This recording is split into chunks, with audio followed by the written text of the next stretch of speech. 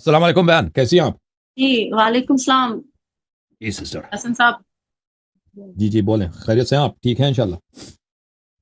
جزاک اللہ، میں ٹھیک ہوں. کافی عرصے سے آپ کے پروگرامز وغیرہ دیکھ رہی ہوں. ہم، تو یہ تھا کہ ماشاءاللہ سے جو آپ یہ سارا یہ جو کام کر رہے ہیں، پردہ جو اٹھا رہے ہیں اور جو سمجھ جاتے ہیں ان کے لیے تو آپ جو ہے نا وہ ایک گائیڈنس ہے بہت بڑی. ٹھیک ہے، تو اللہ آپ کو اس ہم، میں اور برکت دے اور تقویت دے. اور آپ جیسے اگر علماء نہ ہوتے تو ابھی حق سچ کا پتہ نہ چل رہا ہوتا. بجائے یہ کہ بیسیکلی میرا تعلق تو اہل سنت فیملی سے ہے، لیکن مولا علی کہنے والے ہیں، اہل بیت کا پیار کرنے والے ہیں، لیکن کہیں ماشاء نہ کہیں وہ کسی چیز کا انکار نہیں کرتے. لیکن میں اب اس چیز سے دور ہوں. الحمدللہ میں نے حق کو جانا، حق کو پہچانا. اللہ، مولا علی الحمدللہ. علیہ السلام کی قربت، چاہت، اہل بیت کا مقام تو قدرتی جینز میں ہے. ٹھیک ہے، اور اب جو میرا تو یہ عقیدہ ہے کھل کر کہ قاتل رضی اللہ نہیں ہو سکتے اور اہل بیت جیسا کوئی ہو نہیں سکتا. تو میرا تو کھل کر میں بھی اس چیز کو کرتی ہوں. اور آپ سے بہت انسپریشن ملی اور بہت زیادہ نالج ملی. اور کئی اہل تشیعوں سے میں اب جب بات کرتی ہوں کہتے ہیں جی حسن کو نہیں سننا، اس کو چھوڑو. پتہ نہیں کیوں، مجھے نہیں پتا، مجھے بھی اتنی ساری چیزوں کا پتہ نہیں ہے. کیونکہ شاید آپ یہ لوگ مفاہمت کی طرف چل پڑے ہیں. ٹھیک ہے کہ بس ہم، ان کو بولو، ان کے بارے میں بات کرنے کی ضرورت نہیں ہے، بس اپنا ہی اپنا اچھا کرتے جب اگر آپ حق نہیں کرو گے. سوری میں ٹائم لے رہی ہوں. اگر آپ حق نہیں بات کرو گے تو آپ پھر کیسے لوگوں کو پتا چلے گا؟ مجھ جیسے لوگوں کو کیسے پتا چلے گا؟ اور جو لوگ حق سچ کی تلاش میں ہیں وہ پھر کدھر جائیں گے اگر آپ کسی کا ذکر ہی نہیں کریں گے، کسی کے واقعے نہیں بیان کریں گے، ہماری تاریخ. اور میں آپ کو یہ بتا دوں، اور جتنے بھی میرے اس وقت سننے والے ہیں، میں ان سب کو بتا دوں کہ میں ہمیشہ سے خود کو شیان علی ہی کہتی رہی ہوں، تاکہ میرے سے کوئی بھی جو جس کے چہرے پہ علی علیہ السلام کا ذکر سن کے ایسا ہو جاتا ہے نا تو وہ دور ہو جائے. تو میں ہمیشہ سے ایسے لوگوں کو دور کرنے کے لیے ہمیشہ سے خود کو شیان علی کہتی رہی ہوں، بے شک میں ان کی چاہنے والی ہوں، فالوور ہوں. تو اگر حق کوئی بیان نہیں کرے گا تو پھر قاتل بھی رضی اللہ ہوگا، مقتول بھی رضی اللہ ہوگا. ٹھیک ہے، تو آپ کے خلاف جو لوگ ہیں ان کو سوچنا چاہیے. اور انہیں بھی، وہ اتنے بڑے بڑے عالم ہیں، انہیں تو بلکہ کیوں وہ اس طرح کا کام لیتے ہیں؟ شیعت کو کھل کر بیان کرنا چاہیے. کوئی گناہ نہیں کر رہے، کوئی چوری نہیں کر رہے. اہل بیت کا دفاع، جو اتنی ڈیوائنز ہیں، کائنات جن کے لیے خلق ہوئی ہے، اور اتنی اللہ تعالیٰ کی وہ ہستیاں، وہ کیا شان ہے بندے کی. میرے پاس الفاظ نہیں، کیونکہ نہ میں عالمہ ہوں نہ میں اس طرح کا وہ انسان ہوں. لیکن سوچنے کا مقام ہے کہ اگر ان کا حق میں یہ کہنا چاہ رہی تھی کہ میں جو شیعت کو میں نے جو جانا ہے، میں نے شیعہ سے نہیں جانا، کیونکہ ہر انسان اپنی کتاب کو جانتا ہے. میری کیونکہ اہل سنت ٹریننگ ہے تو میں نے اپنے سائے ستہ مسلم بخاری سے ہی شیعت کو جانا. اور حق زارا کو بی بی سلام اللہ علیہ جو ہے نا وہ میں نے اہل سنت سے جانا. تو جو لوگ میرے سنی بہن بھائی ہیں وہ دل کو تعصب سے پاک کر کے کھلے دل سے ایک دفعہ نہ وہ شیعہ بن کے سوچے نہ وہ سنی بن کے سوچے. وہ بالکل میرا میسج ہے کہ وہ ایک دفعہ دیکھیں تو صحیح کہ ہے کیا. ٹھیک ہے، یہ ہوا کیوں؟ آخر بالکل. تاریخ لکھی گئی ہے، کیوں نہیں پہچانتے؟ ٹھیک ہے، اور آپ جیسے لوگ جو گائیڈ کر رہے ہیں، جو بتا رہے ہیں، جو کھل کر دفاع کر رہے ہیں، آپ کو سلام ہے اور اللہ آپ کو بہت زیادہ تقویت میں دے. آپ کا خادم. اور ہم لوگ یہ شیعہ سنی کے چکر میں پھنسے ہوئے ہیں. ٹھیک ہے، ادھر تو ہمارے سروں کے اوپر جو ہے نا وہ ٹک ٹاک وغیرہ میں یوز کرتی ہوں تو میرے ساتھ ایک کرسچن بھائی ہیں. وہ کرسچن بھائی نہیں کہنا چاہیے مجھے، وہ کرسچن ہیں. انہوں نے بڑے سخت قسم کے میرے سے سوال کر دیے تھے. ٹھیک ہے، اور مزے کی بات ہے وہ کتابوں کا ریفرنس اہل سنت سے ہی دیتے ہیں. میں نے کبھی کسی کو ایتھیسٹ کو، کسی قادیانی کو، کسی کرسچن کو جو ہے نا اہل تشیعوں کا ریفرنس دیتے ہوئے نہیں سنا. ٹھیک ہے، وہ کہتے ہیں جی جی اہل سنت، کیا وہ ہمیں مسلمان نہیں سمجھتے؟ ایک طرف تو کہتے ہیں جی آپ لوگ اقلیت میں. یہ مجھے سمجھ نہیں آتی کہ نان مسلم جو ہے نا وہ اس طرح کا تفرقہ کیوں پیدا کرتے ہیں. وہ پھر شیعت سے بھی ایسی چیزیں ثابت کریں نا کہ جو ہیں وہ آتی ہیں، کیونکہ شاید اہل سنت کی بک میں اس طرح کی چیزیں لکھی ہوئی ہیں. تو سوچنے کا مقام ہے. تو میرے سے کچھ سوالات تھے تو میں آپ سے کروں گی. اور سب سے ہم، پہلا جو میں تھوڑا سا ایک نماز کے حوالے سے سوال کرنا چاہوں گی. دیکھیں جب ہم حسن بھائی جب ہم نماز پڑھتے ہیں نا اہل سنت میں، یہ جیسے جو نماز پڑھتے ہیں تو وہ شروع کرتے ہیں نیت کے بعد سبحانک اللہم و بحمدک و تبارک اسمک و تعالی جدک و لا الہ غیرک. اس کے بعد اللہ یہ جو ہے نا کہہ کہ اعوذ باللہ من الشیطان الرجیم بسم اللہ الرحمن الرحیم کے بعد سورہ فاتحہ اور جو بھی سورت پڑھنی ہو شروع کرتے ہیں. ٹھیک ہے، تو کیا شیعت میں اس طرح کی کوئی چیز ہے؟ آپ لوگ نماز کس طرح پہلے سٹارٹ کرتے ہیں؟ نیت کے بعد تو اللہ نماز اکبر یہ کے ہے کہ بعد؟ آپ تکبیر کہنے کے بعد آپ سورہ پڑھ سکتی ہیں، ٹھیک ہے نا، کوئی بھی شخص سورہ پڑھ سکتا ہے. لیکن یہ ٹھیک ہے، مستحب ہے. وجہت وجہی للذی فطر السماوات والارض حنیفا مشرکا وما انا من حنیفا مسلما وما انا من المشرکین. یہ آیا जी पढ़ना तकबीरतुल इहराम के बाद ये मुस्तहब है, ठीक है ना, ये मुस्तहब है ठीक है जी। नियत के बाद ये मुस्तहब है। उसके बाद आप औज़ु बिल्लाहि मिनश शैतानिर रजीम पढ़ेंगी तो निचली आवाज़ से, फिर बिस्मिल्लाहिर रहमानिर रहीम, उसके बाद सूरह फातिहा, फिर कोई एक और सूरा पढ़ेंगे, ठीक है ना। ये कुरान नमाज पढ़ने का तरीका है। मतलब ये जो ये सुभानकल्लाहुम्मा व बिहम्दिका व तबारकस्मुका पढ़ सकते हैं शुरू में? मना नहीं है। अल्लाह ताला का कोई भी जिक्र देखें, सुब्हानक अल्लाहुम्मा व तबारक अस्मुका व तआला जद्दुक, ये अच्छी चीज़ है। ये आप किस नमाज में किसी भी वक्त देखें, नमाज के दौरान किसी भी अहले बैत अलैहिस्सलाम के फरमान के मुताबिक अल्लाह ताला का कोई भी तस्बीह पढ़ना, अल्लाह ताला का कोई भी जो सही हो, किसी भी जुबान में हो, ज़रूरी नहीं है कि आप अरबी में पढ़ें, आप पंजाबी में, उर्दू में भी अल्लाह ताला से दुआ कर सकते हैं। जो भी नमाज के रुकू में, सूरह से पहले, फातिहा से पहले, फातिहा के बाद, ये सब जायज़ है नमाज में अहले बैत अलैहिस्सलाम के और आमीन के मुताबिक। और ये जुमले सुब्हानक अल्लाहुम्मा व तबारक अस्मुका व तआला जद्दुक, ये बहुत अच्छे, बहुत ही खूबसूरत अल्फाज है। ये अल्फाज अहले बैत अलैहिस्सलाम की दुआओं में भी हैं मुख्तलिफ जगहों पर, लेकिन मैंने नहीं देखा कि ये तकबीर के बाद कहना, इसका कहते थे तकबीर के बाद वही जो मैंने अर्ज किया। लेकिन अगर कोई पढ़ना चाहे, अच्छे अल्फाज हैं, पढ़ें, उसको मना नहीं है।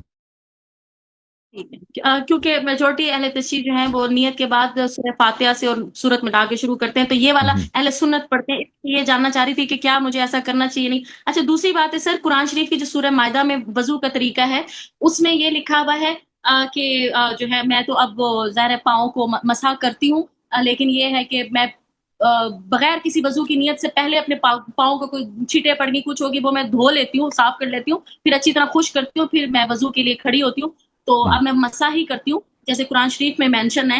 और सर लिखा हुआ है सूरह मायदा में कि अपने हाथों को कोहनियों तक धो लो, यूं तो। लेकिन अहले तशरीह कोहनी से हाथ तक आते हैं और अहले सुन्नत हाथ से कोहनी तक धोते हैं, तो कौन सा ऑथेंटिक वे है? क्योंकि कुरान में हाथ अहले बैत अलैहिस्सलाम ने कोई भी चीज अगर धोना हो ना, तो उसको ऊपर से नीचे तक धोता है ना, नीचे से ऊपर कोई नहीं धोता, वो बेवकूफ होगा जो नीचे से ऊपर की तरफ धो ले। पहली बात यह है। दूसरी बात यह है कि अहले बैत अलैहिस्सलाम के मुतल्लिक़ इसी आयत में भले इला जो है ना, मैं आपको इलल मराफ़िक़ वमसहू बिरुऊसिकुम वअरजुलकुम इलल मराफ़िक़, ये अहले बैत अलैहिस्सलाम के हदीस में मौजूद है कि अहले बैत अलैहिस्सलाम का जो क़िराअत है उसमें मअल मराफ़िक़ है, यानी कोहनियों के साथ, हाथों को कोहनियों के साथ, कोहनियों को मिलाकर धोना है। अच्छा, मैं एक और शरह भी आपकी खिदमत में अर्ज़ करूँ कि इला जो है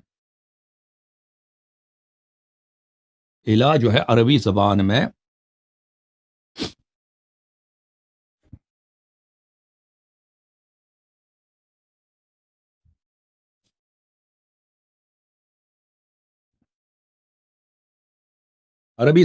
इला के सिर्फ कितने मानी हैं?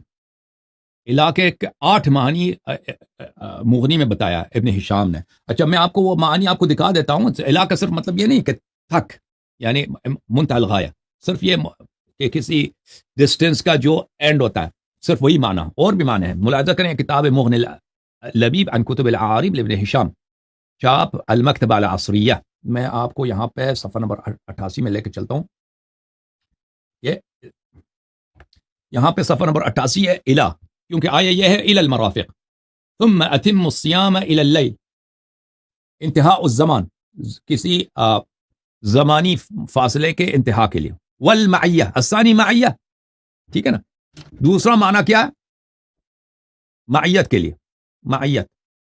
तो ये अगर इलल मराफ़िक़ भी हो ना, जैसे हमारे हदीस में है कि अहले बैत अलैहिस्सलाम इसको इस तरह पढ़ते हैं, मअल मराफ़िक़। अब इलल मराफ़िक़ भी कहते हैं। इलल मराफ़िक़, इला जो है मा के मानों में आता है, इला मा के मानों में, यानी हाथों को धो लो कोहनियों के साथ, यानी कोहनियों, न कि कोहनियों तक, कोहनियों को मा कोहनियों के साथ, ठीक है ना। तो फिर उसमें आगाज जो है वो तबीई तौर पर, आगाज अगर कोई हदीस ना भी होती ना, तो आगाज नीचे से करना गलत है। आप अपने बदन भी धोते हैं ना, कोई बदन इस तरह नहीं धोता जिस्म को, पैर से शुरू करे और सर तक धो लेना, हमेशा सर से नीचे, ऊपर से नीचे। तो इसी तरह ऊपर हदीस में भी है कि अहले बैत अलैहिस्सलाम ने जो रसूलुल्लाह सल्लल्लाहु अलैहि वसल्लम के धोने का तरीका बताया ना, कि हाथ पानी इधर डालते थे और फिर फेरते थे। लेकिन अहम बात यह है कि कुछ अवाम जो है, कुछ लोग जब हाथ धोते हैं ना, कोहनी से रिस्ट तक धोते हैं। रिस्ट को उर्दू में क्या बोलते हैं? इसको क्या? कलाई तक। ये गलत है, हाँ, कलाई तक नहीं धोना, अंगुलियों तक धोना है, ठीक है ना। जब धोएंगे तो यहाँ तक, कैमरे के सामने ये इस तरह धो लें, ताकि अंगुलियों तक धो लें, ठीक है ना। अगर कलाई तक, वो गलत है, अंगुलियों तक धोना। جی اچھا سر، وہ جو ہے میں نے دیکھا ہے کہ اہل تشیع کافی اسٹرکٹلی فالو چیزوں کو کر رہے ہوتے ہیں. وہ کیونکہ وہ اب پہلے تو لوٹا وغیرہ ہوتا تھا وہ وضو کے لیے، اب تو ہمارے پاس سنک ہے، غسل خانے، تو پھر بھی وہ ایک ہاتھ سے ہی نا وہ یوں کر کے چہرے کا ہوتا ہے. تو اب کیا کروں میں؟ 2 ہاتھ سے ایک ہی دفعہ کر سکتی ہوں، یا میں ابھی پانی سے سنک سے ایسے ہی کروں؟ مطلب کیسے جو کروں وضو جو ہے نا، اس جو میں رسول اللہ صلی اللہ علیہ وسلم کا وضو تھا اور امیر المومنین علیہ السلام کا وضو ہے، اور اہل بیت طاہرین علیہ السلام نے یہی وضو شیعوں کو بار بار کر کے دکھایا کہ پیغمبر کا وضو اسی طرح تھا کہ ایک ہاتھ سے پانی اٹھاتے ہیں نا. پرانے زمانے میں وہ ہوتا تھا کہ پانی برتن میں لاتے تھے، وہ کسی جی بول میں کاسا ہوتا ہے نا، کاسی اردو میں کیا بولتے، کاسا ہی بولتے ہیں، بول کو کاسا ہی بولتے ہیں نا، یا جی لوٹا جی وغیرہ، وہ جو بھی ہے اس میں سے پانی اٹھا کے یہاں پہ جہاں پہ آپ کی پیشانی ہے، جہاں پہ بال اگتا ہے وہاں پہ ڈال کے پھر ایک ہی دفعہ پانی ڈالنا ہے. بعض لوگ 3 4 اچھا یہ غلط ہے. ہاں، پانی ایک ہی دفعہ ڈالنا ہے، ایک ہی مٹھی پانی یہاں پہ ڈالیں گے، پھر اس کو پھیلائیں گے اپنے ہاتھوں سے اس کو ایک پہنچا دیں گے. ہاں، ایک ہی دفعہ کریں گے نا، یہ ایک دفعہ میں نے پانی لیا، ڈال دیا، یہ بس ختم، چہرہ ختم ہو گیا. اور پھر دوسرا پانی لوں گا، ایک اور مٹی پانی لوں گا، یہاں پہ ڈالوں گا، یہاں تک، یہ سب. پھر تیسرا یہ 3 مٹھی سے پانی، وضو میں 3 مٹھی پانی، جو وضو کے اجزاء. وضو سے پہلے وضو کا جزو نہیں ہے. ناک میں پانی 3 دفعہ ڈالنا، منہ میں 3 دفعہ پانی ڈالنا، یہ وضو کا جز نہیں لیکن سنت ہے. پہلے کلی بولتے ہیں نا اردو میں، کلی کرنا. ہاں، 3 دفعہ کلی کرنا. ناک میں پانی 3 دفعہ ڈالنا، ناک، یہ وضو کا جز نہیں ہے لیکن یہ سنت ہے، کر دینا چاہیے. وضو سے پہلے ہاتھوں کو کلائی تک دھونا، یہ بھی سنت ہے. پہلے ہاتھوں کو کلائی تک دھوئیں گے، پھر کلی کریں گے، پھر ناک میں پانی، یہ پھر اس کے بعد وضو شروع ہوتا ہے. اس سے پہلے وضو نہیں ہے لیکن وہ سنت ہے، ٹھیک ہے نا. پھر یہ چہرہ دھوئیں گے، دائیں ہاتھ بائیں ہاتھ، 3 مٹھی پانی سے. 2 دفعہ پانی ڈالنا جائز ہے، سنت نہیں ہے، جائز ہے. 3 دفعہ وہ بدعت ہے، 3 دفعہ ڈالیں گے گناہ، ٹھیک ہے. پھر اس کے بعد سر کی مسح کریں گے، پھر دائیں پیر کی، پھر بائیں پیر کی. سر میں وہ ایک شیعہ عالم ہیں، ان کو ہی دیکھ رہی تھی، انہوں نے کہا کہ عورت جو ہے پہلے وہ یہ جو اندر کی سائڈ ہوتا ہے پانی ادھر کو ڈالے، پھر دوسرا لے کے پانی ادھر کو ڈالے. بالکل، وہ حدیث ہے ان اس کا کی حدیث. پہلے عورت جو ہے اندر، پھر باہر. جی ہاں، بالکل صحیح فرمایا. مطلب صحیح ہے، ایسے ہی کرنا چاہیے. ہاں بالکل. ٹھیک ہے. اور سر جو مسیح کے حوالے سے وہ تھا نا، وہ کونیوں تک کا، اس لیے میں نے سوال کیا کیونکہ قرآن شریف میں پھر نا پاؤں کی انگلیوں سے ٹخنے تک کا مسا ہے، یعنی کہ انگلیوں سے اوپر تک کا. تو starting point to and ending point جو ہے نا یہ ٹخنا ہے. تو اس وجہ سے تھا کہ تک کی اگر بات آ رہی ہے نا تو پھر ہاتھ یہاں سے دھو لینے چاہیے. تو یہ میرا ایک پرسیپشن تھا، کیونکہ مسا ہم پاؤں کی ہم سے ٹخنے تک. الفاظ کے معنی ہر جگہ ایک نہیں ہوتے نا، آپ کو بھی پتا. اردو زبان میں ایک لفظ ہے، اس کے آپ مختلف جملوں میں اس کے مختلف معنی ہوتے ہیں، ٹھیک ہے نا. اسی طرح عربی زبان میں تو یہ بہت ہے کہ ایک حرف ہے، ایک لفظ ہے، لفظ الہ، وہ مختلف اس کے معنی ہوتے ہیں مختلف جگہوں پر. تو اس طرح، اس لیے کیونکہ سنت میں یہی ہے کہ اس طرح دھویا جائے نا. اور وہ الہ کا مطلب معیت بھی ہے، الہ کا مطلب انتہائی فاصلہ بھی ہے. تو جو ہے عرض یہی ہے کہ یہاں پر جب دھویا جاتا ہے تو الہ یہاں پر مرافق کے لیے معیت کے معنوں میں آتا ہے، مع المرفقین. اچھا سر، ایک بہت اہم سوال ٹخنا ہے کس کو بولتے ہیں اردو میں؟ ٹخنا، سوری دیکھیں پیر جو ہوتا ہے نا، میں آپ کو ٹخنا، میں آپ کو بتاتا ہوں. اینکلٹ، جس پازیب اینکلٹ. نہیں، وہ غلط ہے، وہ ٹخنا نہیں ہے. کعبین ٹخنے کو نہیں بولتے. میں کعبین آپ کو بتاتا ہوں کعبین کس کو بولتے ہیں. میں آپ کو تصویر دکھا دیتا ہوں، ایک منٹ. دیکھیں کعبین اس کو بولتے ہیں. یہ شیعہ مولوی بھی اس میں غلطی کرتا ہے نا. یہ دیکھیں، یہ پیر ہے، یہ پیر ہے، یہ جو ہے نا، یہ ٹخنا یہ نہیں ہے. ٹخنا یہ مجھے نہیں معلوم ٹخنا کیا ہے اردو میں. کعبین مسا یہاں تک کرنا ہے، مسا یہاں تک نہیں کرنا، یہاں سے شروع کریں گے یہاں تک، ٹھیک ہے نا. یہ کعبین ہے، کعب ہے، اوکے، کعبین ہے. اچھا، ہم تو تھوڑا اوپر تک لے کر جاتے ہیں، وہ ٹخنے تک کا، وہ ضروری نہیں ہے، وہ ضروری نہیں، وہ نہیں ہے. ٹھیک ہے. اور اچھا، دوسری ایک بڑا اہم سوال سجدہ گاہ کے حوالے سے جو رکھتے ہیں، وہ مٹی کی ٹکی رکھی جاتی ہے، زیادہ تر کہا جاتا ہے کربلا کی ہے، وہ چلے ایک علیحدہ بات ہے. لیکن جو محمد صلی اللہ علیہ وسلم کے دور میں تو اس وقت کربلا نہیں ہوئی تھی، اور آقا دو جہاں صلاۃ وسلام جو ہے وہ مٹی پہ بھی نماز پڑھتے تھے، کھجور کی چھال پہ بھی نماز پڑھتے تھے. مطلب اس وقت وہ نہیں رکھتے تھے کیونکہ سنت ہے سجدہ माथा जो है ना मट्टी अफजल है सजदे के लिए, ठीक है। अब ये सवाल है कि अभी जो है ना मैं तो ओपनली जो है मैं सच्ची बताऊं मैं तो डायरेक्ट फर्श पे नमाज पढ़ती हूँ, ठीक है। मेरे पास अभी खजूर वाली नमाज चटाई नहीं है सुन्नत के मुताबिक, तो मैं अभी तक सजदा का मैंने नहीं सामने रखा, मैं क्यों झूठ बोलूं, मैं क्योंकि डायरेक्ट फर्श पे पढ़ लेती हूँ, तो मैं उस वक्त फिर सजदा गाह नहीं रखती, क्योंकि मोहम्मद सल्लल्लाहु अलैहि वसल्लम के दौर में तो सजदा नहीं था, तो मतलब टकी टिकी नहीं रखी जाती थी। तो उस हवाले से आप थोड़ा सा सुनने वालों को और मुझे भी गाइड कर दीजिए कि देखिए इसका क्या रसूल है। सल्लल्लाहु अलैहि वसल्लम की जो हदीस है बुखारी में, जुअल अर्दु मस्जिदन व तहूरा, अल्लाह ताला ने ज़मीन को मेरे लिए महल सुजूद बनाया, ठीक है ना। ज़मीन क्या किस जी चीज़ का नाम है? ज़मीन पत्थर का नाम है, ज़मीन मिट्टी का नाम है, ज़मीन रेती का नाम है। जी और मुख्तलिफ अहादीस में मौजूद है, एक मुस्नद के हाकिम में कि एक नौजवान नमाज पढ़ रहा था, रसूल सल्लल्लाहु अलैहि वसल्लम का खादिम था, तो वो जब उस सजदा करता था तो वो फूंकता था, उस ज़मीन को साफ करता था, मिट्टी हटाता था। तो रसूलुल्लाह सल्लल्लाहु अलैहि वसल्लम ने उसको फरमाया कि अफ़्तिर वजहक या अफ़लह, या गुलाम, तू अपने चेहरे को मट्टी पे लगा दे, ये मट्टी से दूरी ना कर। अहले बैत ताहिरीन अलैहिस्सलाम के मजहब में जो भी चीज़ ज़मीन की हो, पत्थर हो, रेती हो, या कंकर हो, या मिट्टी हो, आप उस पर सजदा कर सकती हैं।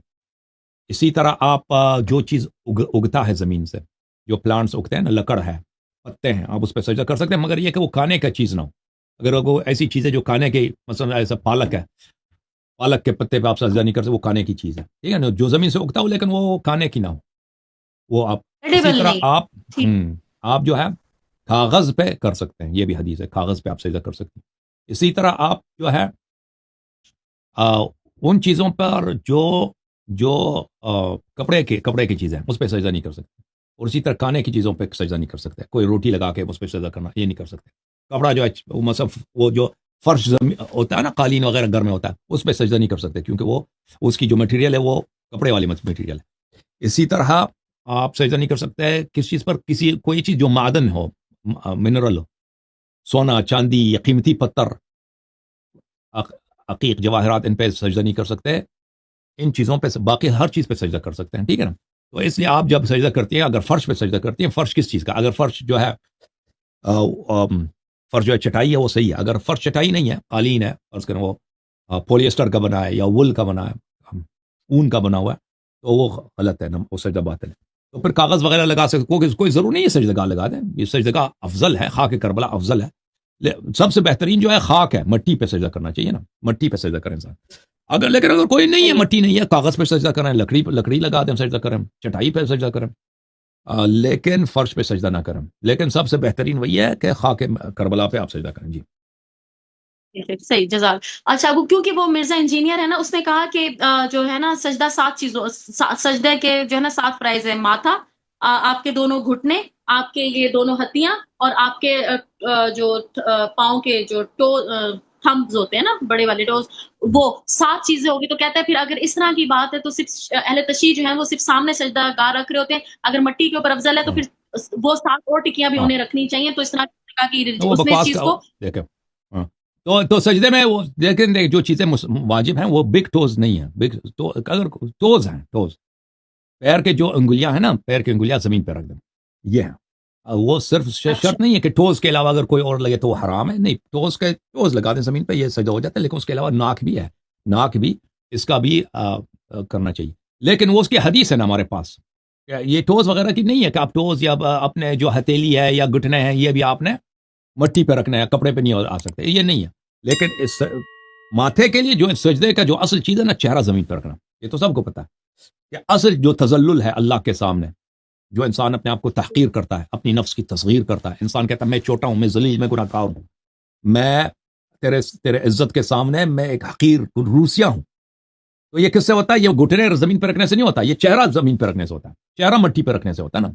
ये चेहरा जो इंसान के बदन में सबसे अजीज है, घुटना अजीज नहीं है, जो आपके जो टोज हैं, पैर के अंगुलियां हैं, ये अजीज नहीं है, इनकी कोई क्या असल चीज जो है वो आपका माथा है, ये माथा, चेहरा अजीज। जब आप इसको मिट्टी पे रखते हैं और मिट्टी पे आप इसको रगड़ते हैं तो इससे तजल्लुल आती है अल्लाह ताला के सामने। और हमारे अहले बैत अलैहिस्सलाम की हदीस है कि मुस्तहब है कि इंसान नाक को भी मिट्टी पे वो रगड़ ले सजदा करते वक्त।